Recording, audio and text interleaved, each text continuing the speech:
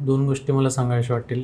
एक तर आहे ज्यांना वाया घालवतो आपण ते, जस्ट बिकॉज आपण प्रिव्हिलेज्ड आहोत किंवा आपल्याला ॲक्सेस आहे म्हणून आपण नासधूस करावी हे फार चुकीचं आहे. बड्डेला आपण केक घेतो, तोंडाला लावण्यामध्ये अर्धा घालवतो. त्याच ठिकाणी जर तुम्ही एखाद्या गरीबाच्या घरात बघितलं तर लहानपणापासून फार मोठं होईपर्यंत त्यांना केकसुद्धा दिसत नाही. लग्नांमध्ये, कार्यक्रमांमध्ये, आपल्या बड्डेच्या पार्टीला आपण एवढं जेवण ज्यांच्याकडे भरपूर आहे त्यांनाच घेऊन पार्टीला जातो आपण. तर मी सगळ्यांना नेहमी हे सांगत असतो की तुमच्या लग्नामध्ये तुमचं 1000 लोकांचं बजेट असेल ना, जे लोक ॲक्च्युली तुम्हाला मॅटर करणार आहेत, आणि बाकी 500 लोकांचं जेवण दान करा कुठेतरी. तुम्हाला एवढे आशीर्वाद मिळतील की एक तर तुमचं त्या आशीर्वादामुळे लग्नसुद्धा टिकेल, जे आजकाल खूप डिफिकल्ट आहे.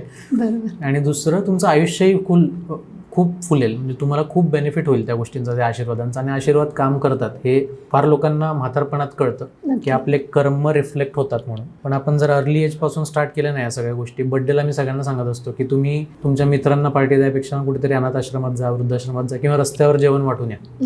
पण मित्रांना पार्टी देऊ नका. किंवा पार्टी करायची जरी असेल ना तरी ॲटलीस्ट 10% इकडे शिफ्ट करा. 90% स्वतःवर खर्च करा. 10% तरी कुठेतरी काहीतरी करा. एक तर तुमचं कॉन्शियन्स क्लिअर होईल, पहिली गोष्ट त्यामुळे. आणि दुसरी गोष्ट, समाजामध्ये एक चांगला मेसेज जायचा प्रयत्न यामार्फत होऊ शकतो.